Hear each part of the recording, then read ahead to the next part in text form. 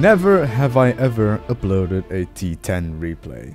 However, I have uploaded a T10 replay. Technically. It was an IS-8 back then, that's what it was called. This was my fourth or third video I ever made. 2.5 years ago on the 1st of October of 2015.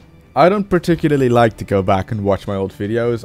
You know how when people start making videos, they're like talking super calm and like monotonous, and they're like afraid to make mistakes, so they kind of like just stare at themselves and talking, and then they eventually like, yeah, this video is good, and then they upload it. Yeah, I've completely changed since then. Well, completely, I mean, I'm more vocal in my words. Change tone more often, so I don't sound like a dead squirrel trying to be revived by a crow that wants to like play with his nuts. I don't know. It's times changed. 2.5 years.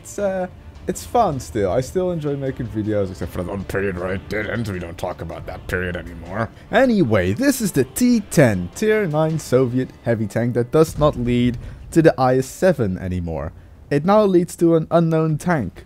As far as I know, I mean, you could be watching this in the future and like, oh, but Phil, it leads to tank. I don't know, it could be the Object 777 version 2. I don't know. This, as in patch 9.22 and in the future patch 1.0, this tank will not lead to a tier 10 yet. But that's the reason I'm playing it. I'm gathering experience on it to get that tier 10 when it comes out. Maybe. Everywhere you look, it is rumored that it's going to be the Object 777 version 2, because that is the only tier 10 heavy tank that Wargaming has on, well, in the client that hasn't been used for ages. It's been on tanks.gg for 3 years now, 3 or 4 years, and they haven't used it yet. And for some reason, the Object 777 version 2 does kind of fit coming after the T10. It has 440 alpha, it's not slow, it's fairly decent speed, it doesn't have the best OP armor, think of the Object 257, it's low profile, and they say that the playstyle of the tier 10 would fit the tier 9. 440 alpha, decent speed, not best armor, that sounds like the T10 to me.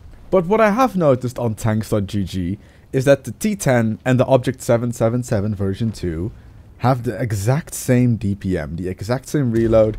Gun statistics like dispersion are a tiny bit different, but I mean, going up a tier and having the same DPM, that kind of sounds like a bad deal to me. So I wonder if Wargaming will make changes to the 777 version 2 if they make that the tier 10 to make it fit the tier a bit better. And the reason I am saying that is because the 113 is currently a better tank than the 777 version 2. And why would you play the Object 777 version 2 if you can play the 113? And why would you play the 113 if you can play the WZ1115A? So if Wargaming will add the 777 version 2 as it is now, no point to playing it, get the 5A. Actually, the reason I got the 113 was partly because of Clan Wars, but more because I played the T10 to get my IS-7, and I absolutely adored my T10, or IS-8 it was back then. It was fast, it had 440 alpha, I loved my 440 alpha guns. And the 113 was the only heavy tank that was fast with 440 alpha. You don't want the IS-4, that's slow and has lower DPM than the 113. So I went for the 113, it got the buff to 5 degrees of gun depression and stuff like that. And I adored my 113, but the 5A is just a better tank now, so I'm kind of sad. But I mean, I'm kind of happy because I own the 5A as well. So I'm rushing towards this ST1 that is being face-hugged by Ollie. I asked Ollie to not kill the ST1 because Brothers in Arms, because, you know, I'm horny for medals, that's pretty much what the story is. So I bounced off the side of the ST1. And then I'm like, no, T-54, no. So I get behind him, block the T-54 from shooting, and get us the Brothers in Arms. Yay.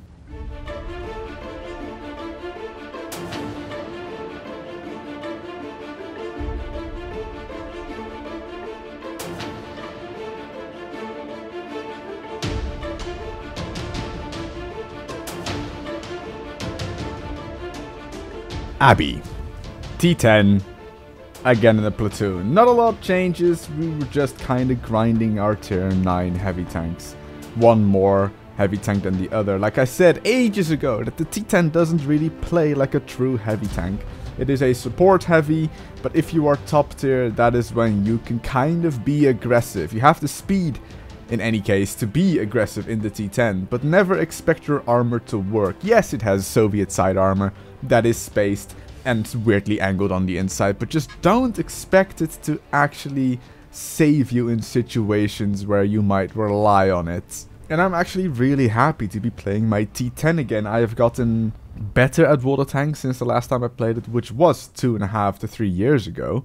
I enjoy the T10 even more now, believe it or not. I really loved my T10 back in the day, and I still really do. It took me about 10 games to get back into it, the playstyle, because like I said, you cannot be aggressive in it, but you cannot snipe with it either. It is a Soviet tank, a Soviet 122mm gun. And I'm far from saying that this is the best tier 9 heavy tank. There are far better tier 9 heavy tank. The Type 4 heavy, the Object 257, they are to read the WZ 1111114. They're all better tier 9 heavy tanks. The T10 is not special.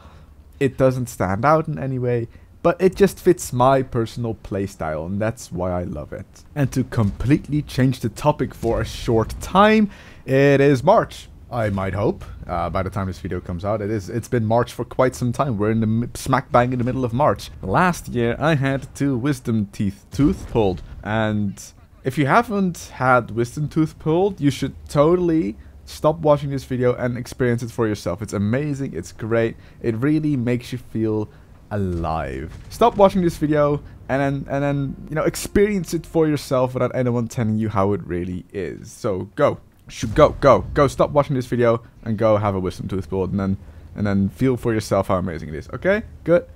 Are they gone? Holy shit, was that painful. Holy crap, I had 2 wisdom teeth pulled, right? Bottom row, back, left and right. I had to have them pulled preemptively so they wouldn't cause any real trouble later in life, because they were 90 degrees pushing up against my other teeth in my jaw beef, which would cause a problem later in life. And that shit hurt. I'm not even kidding.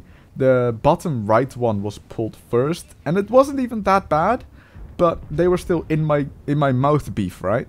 So they had to sedate me locally, like literally. It just felt like someone stuck a warm gummy bear to my lip, and it just kind of sat there for a while. It was really weird. And they pulled it out, but they had to first cut open my jaw meat and then break it apart with a drill, right? And that felt great. I'm not gonna lie, that was amazing. Like, you don't feel it, but it's like a circular saw in your mouth. So he broke the tooth apart and then pulled out like the 4 or 5 bits and pieces he had in there. And all the while, you're just kind of laying there like, yeah, no, this is fine. This is not gonna hurt later on today.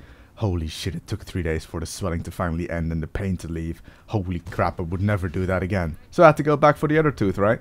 Прикончи второго! Противник на северо-востоке! Противник! Северо-запад! Северо-запад! Противник на юге! Они атакуют с юго-востока! Замечен противник на юго-западе! And to make a really long story short, the bottom left was the same story. He cut up open my mouth beef, he drilled the tooth into 4 or 5 pieces and pulled them out. But about a month later, it started to swell again. It started to hurt again. Turns out there was still a bit of jaw bone loose in there. So I had to go back for a 3rd time. Now this one really hurt, because he sedated me, he cut open my jaw meat, and he started scraping away at the jawbone to get all of the irregularities out of there and like the sharp bits. I was sedated, I could feel everything. I would never recommend just having a wisdom tooth pulled. Just don't. And that is why I love the T10.